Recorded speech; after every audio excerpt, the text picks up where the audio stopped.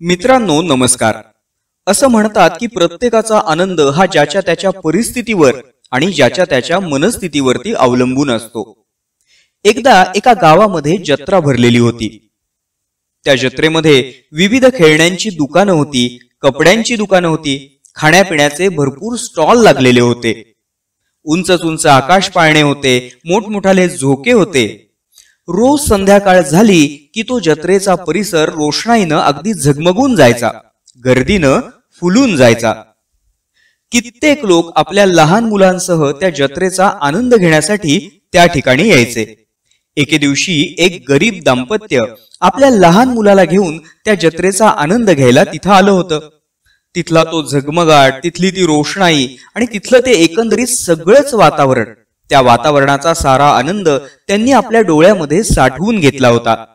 पण तिथून निघत असताना त्या दाम्पत्याच्या मनात विचार आला की आपण आपल्या लहान मुलाला या जत्रेतील खेळण्याच्या दुकानातनं एखादं खेळणं सुद्धा विकत घेऊन देऊ शकत नाही।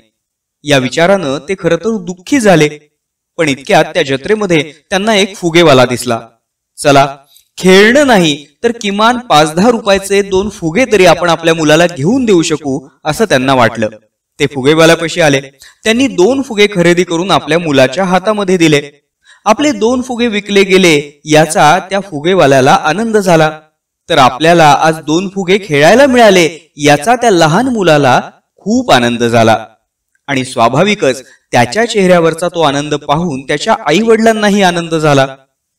थोड्या वेळानं एक मध्यमवर्गीय कुटुंब आपल्या लहान मुलासोबत त्या फुगेवाल्यापाशी आलं। त्यातल्या वडिलांनी आपल्या मुलासाठी त्या फुगेवाल्याकडनं 4-5 विविध रंगाचे फुगे विकत घेतले आणि आपल्या मुलाकडे दिले। एकदम 4-5 फुगे विकले गेल्यामुळे त्या फुगेवाल्याला आता खूप आनंद झाला। तर इकडे त्या लहान मुलानं गॅसचे ते फुगे आकाशामध्ये सोडले। विविध रंगाचे ते रंगीबिरंगी फुगे आकाशामध्ये उंच उंच जाताना पाहून त्या लहान मुलाला खूप आनंद झाला। तो अक्षरशः टाळ्या वाजवून नाचू लागला आणि त्याच्या चेहऱ्यावरचा तो निरागस आनंद, ते निखळ हास्य पाहून त्याच्या आई वडिलांना देखील खूप आनंद झाला। थोडा वेळ झाल्यानंतर एक श्रीमंत कुटुंब त्यांच्या लहान मुलासह तिथून जात होतं। त्यांनी नुकतेच आपल्या लहान मुलासाठी त्या जत्रेतील खेळण्यांच्या दुकानामधनं अतिशय महागडी अशी काही खेळणी खरेदी केलेली होती।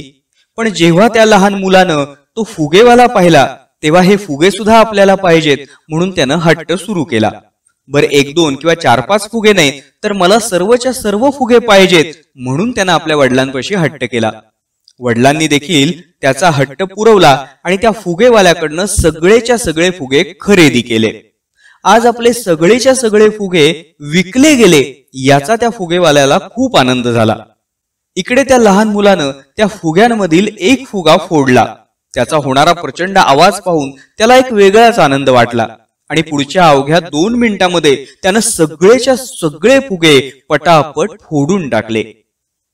अगदी छोटीशीच ही गोष्ट, छोटासा प्रसंग किंवा छोटासा किस्साच म्हणा ना, पण खूप काही सांगून जातो। आपण विक्रीला आणलेले फुगे हे जसजसे विकले जात होते तसा त्या फुगेवाल्याला आनंद मिळत होता।